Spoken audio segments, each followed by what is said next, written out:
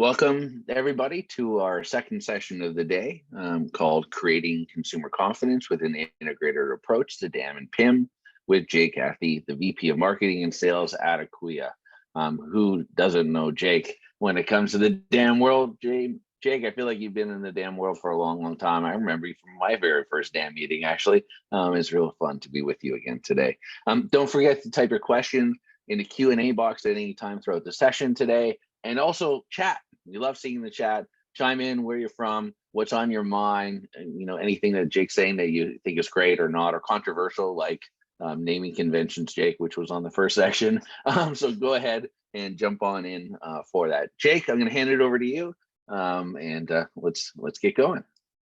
All right, thank you, Neil, and hello, everyone. Welcome to our session here today, as we'll be talking about creating consumer confidence with an integrated approach to DAM and PIM.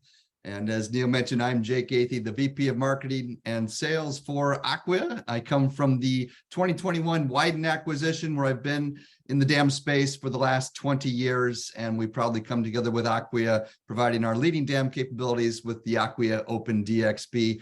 And so I'm really looking forward to this session here to talk about DAM and PIM. And so today we're going to talk about four main topics. We're going to talk about why the convergence of both product assets and product information and the need for DAM and PIM working together. I'll also provide a direct look at some common DAM and PIM workflows, and I'll share four different examples of DAM and PIM in action with live examples from our customers. And we'll wrap up with a look at a data maturity model to help you think about how to advance your DAM strategy when it comes to advancing the maturity on 5 different dimensions. And so look forward to that. All right, let's start with why. Always like to start with why, and we'll start with why the convergence of product content. And so to get us ready to think about all the types of product content, I want to start with asking, if you were going to order cheese from an online grocery delivery service, how would you search or browse for the cheese you want?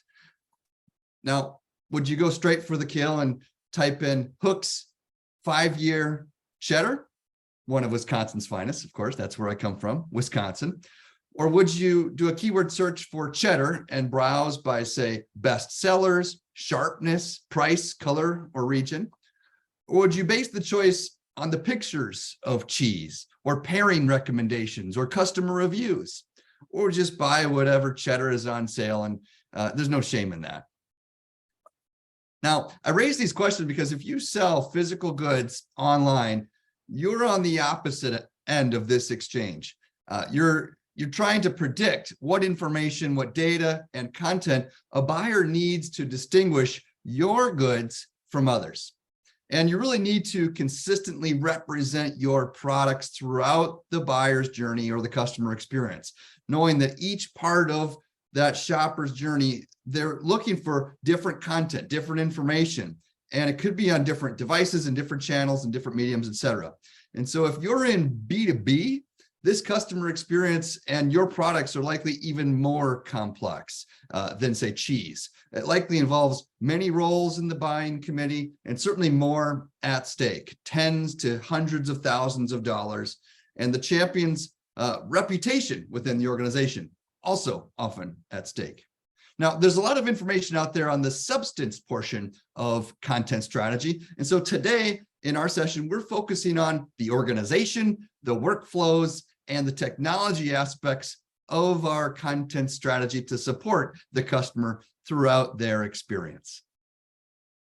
And so we look at how we can improve operational efficiency to really help address some of these common challenges. And companies of all sizes are working through digital transformations and digital initiatives that really aim to solve these very common problems, including bad customer experiences in online channels, such as having incomplete data, or slow time to market due to ad hoc manual processes, marketers who lack access to product data in a timely manner, sales who doesn't know when new copy, new images, new assets are available, and visibility into all of the product's images, its packaging, videos, brochures, manuals and guides and training content, plus keeping all of these assets up to date across channels, and then also establishing those relationships between products. And there's likely a multitude of other challenges that I'm sure you're experiencing that all stem from some of what we're dealing with today. And that can be bad, incomplete, or missing data and hard to wrangle processes and workflows. And so as we talk through our cheese buying example, you might have thought about all the different content that you interact with during your own purchases as a consumer, or maybe you started to think about your own products. We hope you did. And you might start organizing in your head where all of this information is coming from, which teams have it, where does it live, how does it get to the right channel, in front of the right people. And so to empower our teams to create the functional and compelling content, we need all of the ingredients for our dish laid out and ready to use. And so we want to work towards a 360-degree view of having all source systems identified, having structured content, having visibility into the latest asset versions, and having an integrated or ready to publish approach to your content, and apply that to all forms of product content.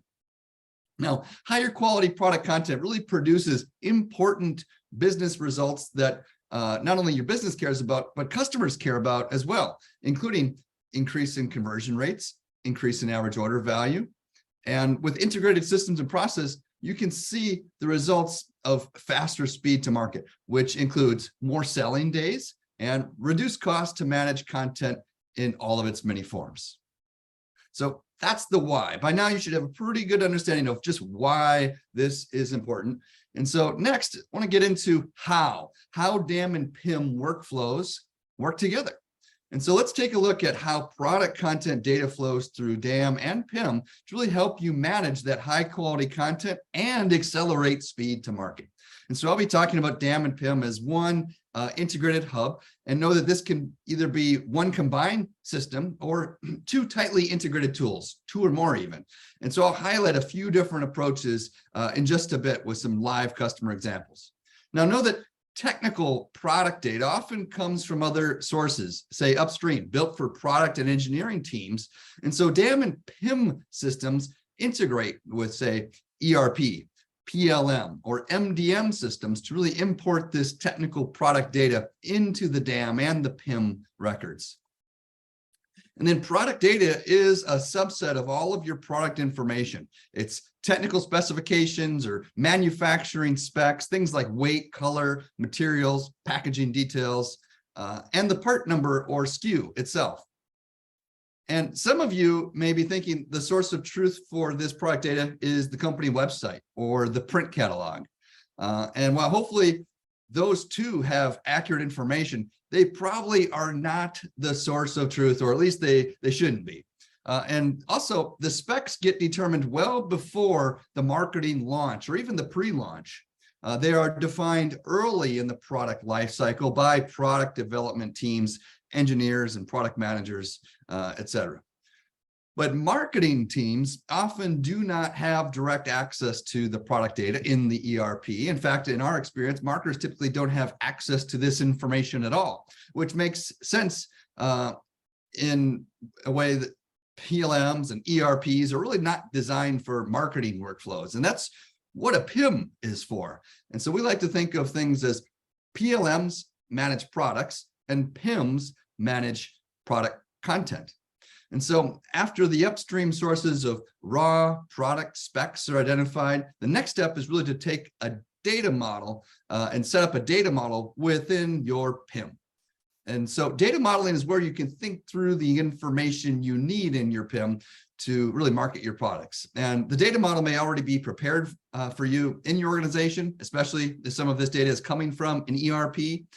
And when you transition from, say, spreadsheets to a PIM, your provider should really help you navigate the questions that include what information and what structure is needed to market your products, what info from your PLM solution is needed in your PIM system, what info from your PLM solution is not needed in your PIM system, and how does all of this information relate to each other. And so as you answer these questions, you can really construct your product data model. And this is the step where you put in some structure for your data. Now, spreadsheets, they're unstructured, and that can really get you in trouble. Without well-defined classifications and categories and attributes and variant structures, you could end up with some serious data accuracy problems. Now, Excel has a limited means of data validation, and so you're largely at the mercy of what gets typed in by a human or copy-pasted into each cell. So instead of your product data being in an unstructured row of a spreadsheet, a PIM will help you organize it into different well-defined fields like a product type classification. And with specific structured attributes like descriptions, price, region, and more, and a product hierarchy of, say, categories and subcategories, this may already be defined for you as a master hierarchy in your ERP, or you may want to base it on the categories on your, say, e-commerce website. And a product family with a closely related parent product that have multiple sellable SKUs as its variants. This lets you have variant products that differ from each other in some attributes like color, but share some common attribute values for everything else. And this really reduces data duplication effort and room for error. So after you've set up your data model, you can import technical product data within the master product content records. And there are several things to consider when setting up these imports. You will likely have a very large initial import of data, and that will be, or will that be, a manual export from, say, an ERP or a re-import into a PIM, or you can set up an automated connection via APIs. And how will you handle future updates as you launch new products? What will that process look like? Will it be the same or different? And how will the PIM stay up to date when specs are updated in the ERP? Can you set up some scheduled import to keep the systems in sync, or use APIs? These will be some helpful questions to think through as you think about how to get all of that data into your PIM at the start and on an ongoing basis. Now, and once this data is imported, should all of the technical specifications even be editable? We think not. And some attributes should not be altered by the marketing teams because they're product engineering data. And any updates to these specs should be done in the upstream source of truth and re-imported from that ERP or that PLM to a PIM. And then you can configure these attributes to be import only, locking them to always be in sync with that source. And so besides your ERP, how many other spreadsheets is your product information spread across? And I bet it's more than one. So you may have info from your vendor suppliers, marketing copy from your copywriters, translated text from regional offices or translation services, and then website specific and channel specific content in different sources. And so with so many different sources, there's really no way to have that trusted source of truth.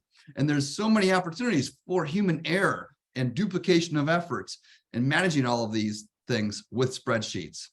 And so that's why you consider PIM. Once you have your product records set up with your data model and technical product married up, you can really enrich these product entries with the marketing copy, the product digital assets, and the regulatory info, all within that source, as PIMs are designed for you to add rich marketing content like this to your products, with support for rich text formatting, validated data entry, and controlled vocabulary dropdown. So I know as Damsters, we love controlled vocabularies to really make that data as consistent and accurate as possible.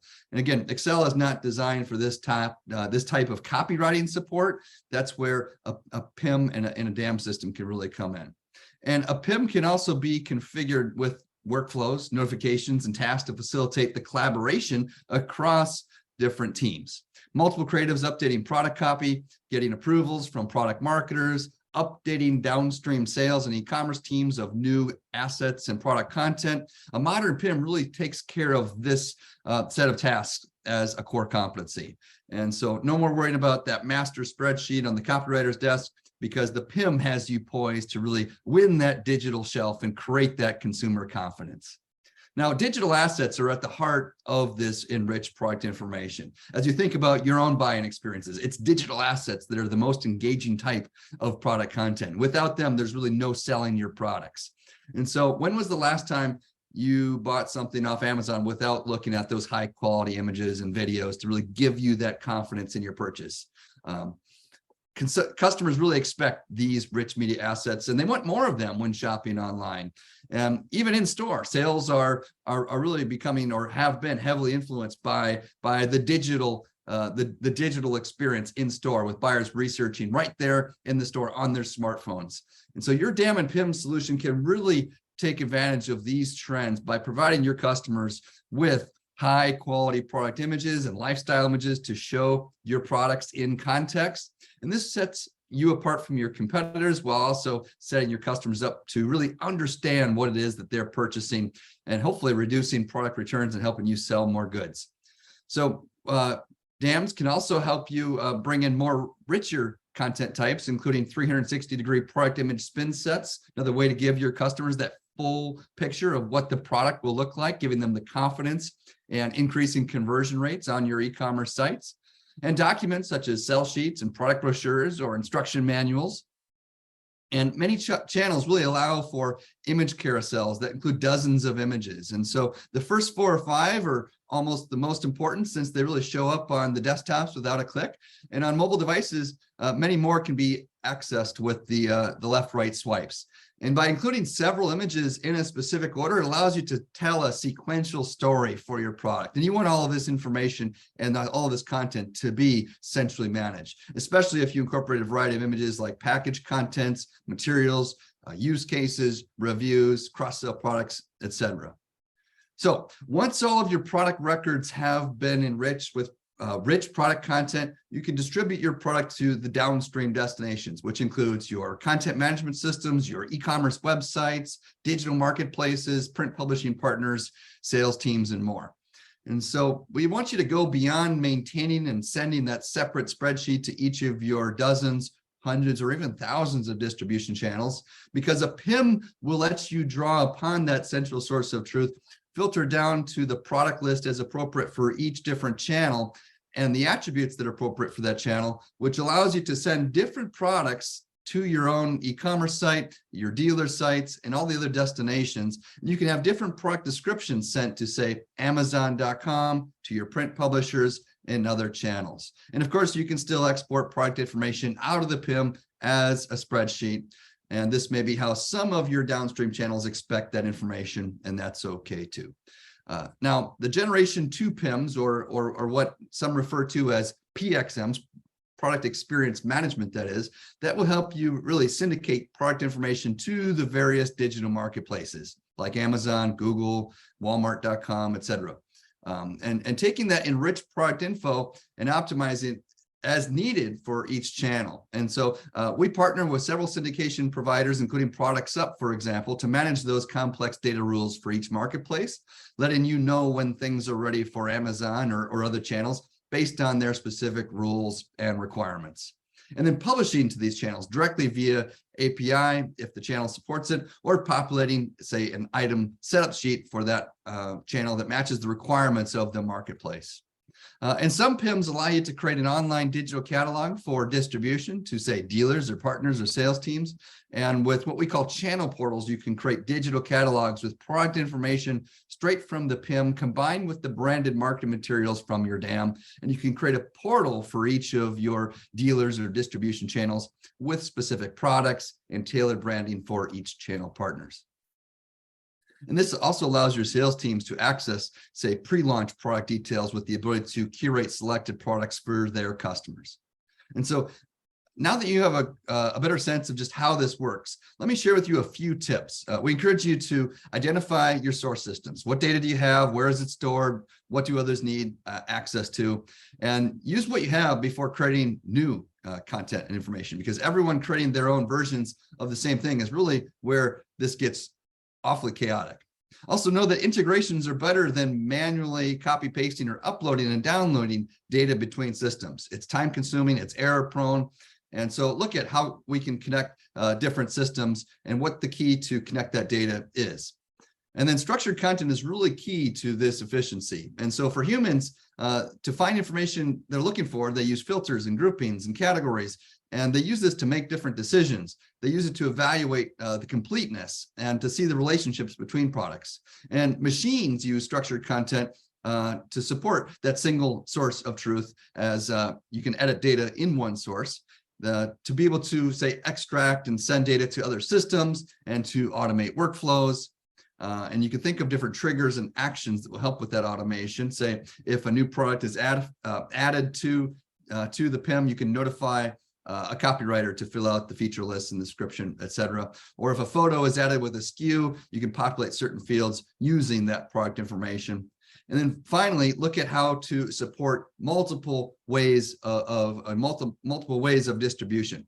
And so there are many physical and digital channels where we should account for how that information gets to where it needs to go. And you should be thinking through that as it relates to that one source of truth. All right.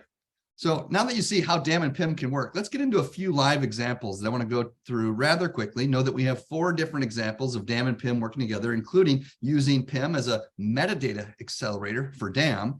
Also DAM and PIM as an integrated best of breed approach, DAM and PIM in one combined system, and DAM and PIM in one system plus integrations with third-party syndication tools. And so the first example comes to us from a fashion retailer that we cannot name at this time. However, it highlights the benefit of using structured product information to make product photography and other assets findable in a DAM system. And before they invested in DAM and PIM, they had 1 week to get photos from Capture Edit. Files were flown between photo shoots from different sites and offices. And now with a centralized DAM and PIM approach, they can use some automation to improve access for their 8 different marketing creative departments, including file name to metadata mapping to really automate metadata creation. And the SKU pulls in product data into the PIM records to be managed at the product record level. And then the 8 marketing and creative departments access this content primarily through the collections and portals provided by the DAM. And this has provided them with a 95% reduction in hours spent tagging product photography, going from 40 hours down to just 2 hours per campaign, and 4 days trimmed off their photo shoot workflow. And this time savings has allowed them to focus on improving their customer experience. Now, our next story is back to the cheese example from Sargento as an example of integrating best of breed DAM and PIM tools. And so the marketing team at Sargento, they produce an enormous amount of content from product packaging and in-store displays to various digital ads. And with the pandemic, that shifted a lot to online shopping, and their customer experience expanded across new digital channels. And their product content really needs to be consistent and accurate across all of those channels. And so with Acquia DAM from Wyden as the foundation solution for their integrated marketing technology, they have scaled their content workflows to really keep pace with that exponential e-commerce growth. And so the success of Sargento's connected commerce experience really hinges on the seamless integrations between some of their key platforms, including DAM from Acquia, Wyden, and Salsify, which is Sargento's product information management system. And this is particularly critical because it allows them to control the distribution of brand and product content across their e-commerce business. And so when assets in the DAM are marked as complete, they're automatically pushed to Salsify, which eliminates the need to really manually download files from one system, upload to another. And then from there, assets from the DAM are enriched with other product content such as nutritional information, dimensions, marketing copy, etc. And thanks to the integrations between Salsify and additional platforms, this content is syndicated across a multitude of digital destinations. And so with this strategic set of tools, Sargento can really extend the approved brand and product content stored in their DAM and PIM across their e-commerce experience. And here you can see a variety of the product shots managed in the DAM, where they manage the product assets for distribution across different channels. And you can import or export assets and metadata to Salsify for e-commerce syndication when assets are managed in that DAM, central DAM. Now, Cami is their director of integrated marketing communications at Sargento, and she shares that DAM is really the foundation for how we show up on the digital shelf. And they integrate DAM and PIM to streamline content operations with integrations that eliminate the manual steps, so they can launch products faster with easy self-serve access to the brand and product content and deliver exceptional digital experiences using consistent and relevant high-quality content. So thank you, Sargento, for sharing your story there. Our next example features a combined approach to DAM and PIM, all within the Acquia solution. And this comes from Pradco Outdoor Brands, a division of EBSCO Industries, which is home to some of the most iconic hunting and fishing brands in the outdoor space.